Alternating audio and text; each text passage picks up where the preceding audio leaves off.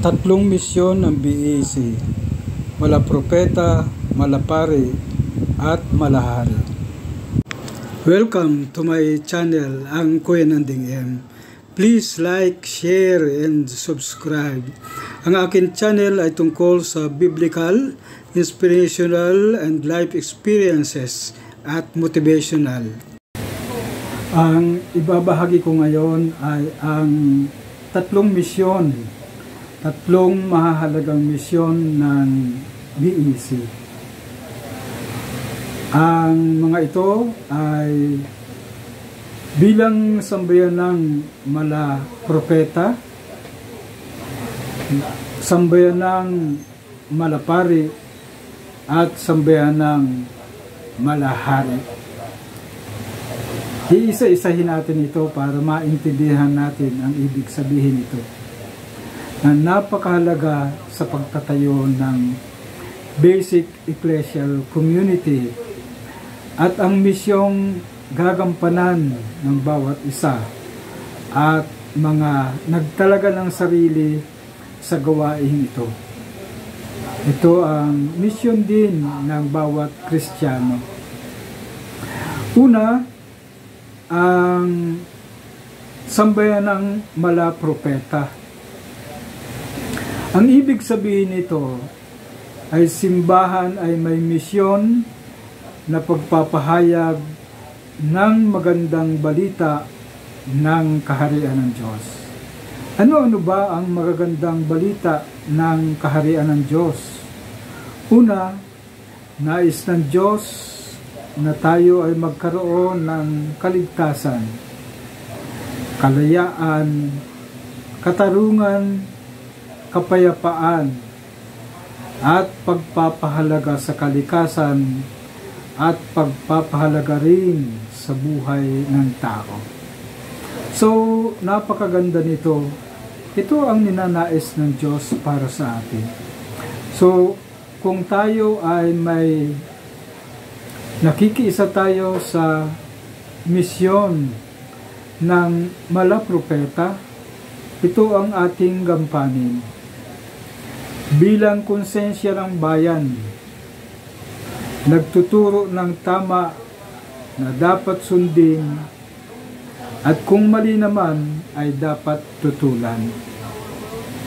Kaya hindi dapat magiging tahimik ang simbahan sa pagharap sa kasamaan at katiwalian ng ating sambayanan at kasamaan ng lipunan. Kung nakikita natin ang ating kapaligiran ay mayroong dapat ayusin, agad na nagsasalita ang miyembro at kasapi ng BEC na mayroong pagsusuri, pagdadasal, at pagninilay. Hindi lamang basta salita ng salita, kundi dapat ding magkaroon ng pagpapahalaga, lalo-lalo na sa kaligtasan ng mamayan, ang kalayaan sa pang-aapi, ang katarungan sa mga nawawala na ng katarungan, at kapayapaan ng komunidad na ating kinalalagyan. At ang pagpapahalaga sa kalikasan ay napakahalaga sa ating buhay. Dahil kung wala ang kalikasan, mangyayari sa atin, mamumuhay na lang tayo na puro industrialized at hindi natin pinapahalagahan ang nagbibigay sa atin ng buhay, ang ating mga kapatid na puno, ang kapatid na hangin, at kapatid na mga halaman. Ang sambayanang Malapari ay ang simbahan sumasamba at nagdiriwang ng mga sakramento. Hindi lamang nagsisimba tayo, kundi tayo ay daluyan ng pagkakaisa ng mga tao sa pamamagitan ng pagdiriwang ng salita ng Diyos at pagkakaroon ng mga bahaginan sa komunidad na kaugnay sa ating pananampalataya. Ang mga kasapi ng simbahang mga laiko o karaniwang miyembro ay may karapatan at katungkulan at masigasig na nakikilahok sa pagdiriwang ng liturhiya at pagsamba. At ang ginagawa nga namin dito ay ang pagpapahalaga sa mga Bible sharing. Ang bahaginan sa salita ng Diyos ay isang napakahalagang aspeto ng buhay ng tao na kung saan ang Diyos ay nagpaparamdam sa atin sa pamamagitan ng kanyang salita. Ito ang nagbibigay buhay sa atin, nagbibigay halaga at nagbibigay ng direksyon at linaw, liwanag sa ating buhay. Ang salita ng Diyos ay buhay at nagbibigay liwanag. Katungkulan din ng bawat isa ang mag-alay ng kanilang buhay sa Panginoon at kapwa.